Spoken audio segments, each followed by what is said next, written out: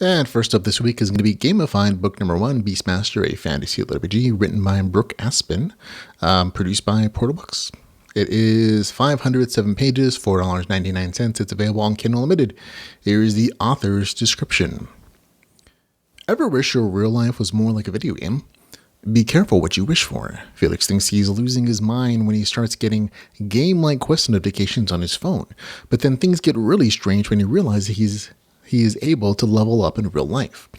After getting the rare Beastmaster class and bonding himself to a particularly bloodthirsty housecat, Felix finds himself in a race against time to defeat his high school nemesis, who may now be a 7-foot-tall ogre with anger issues, and save the world. When zombies roam the streets and even the squirrels are out for blood, Felix finds out that it's not that easy when your life becomes gamified. So there you go.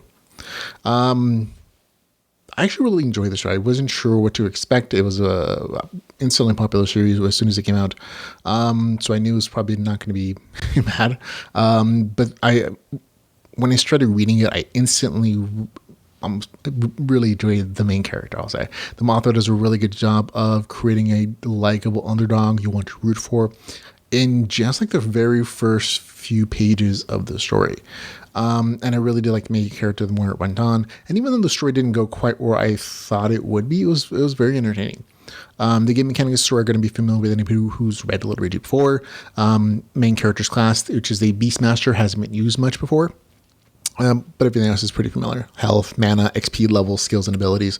Though the actual abilities used by the various characters, I'll admit, seem a little wand-wavy sometimes, but it's explained in the story why that's the case. But the abilities are often discovered or kind of willed into existence to solve a particular problem, so it's a little bit wand-wavy. But at the same time, the abilities were always well balanced. There was never any one ability on its own that was particularly overpowered.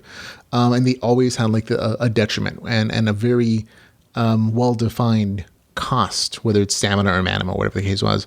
And each like I said, each ability was very well thought out, in that it could potentially be exploited if it was used intelligently, which of course it was eventually.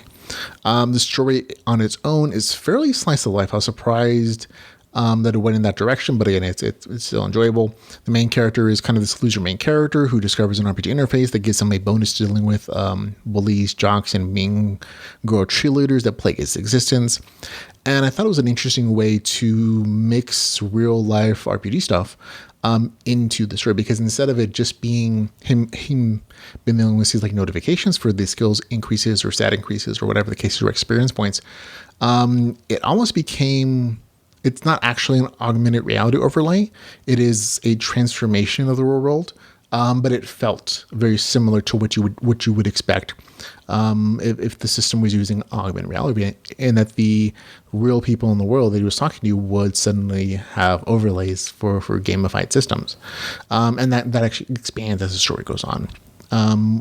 When it shifts to a story situation where this RPG interface, overlay interface, is becoming a serious problem in turning people into these NPCs.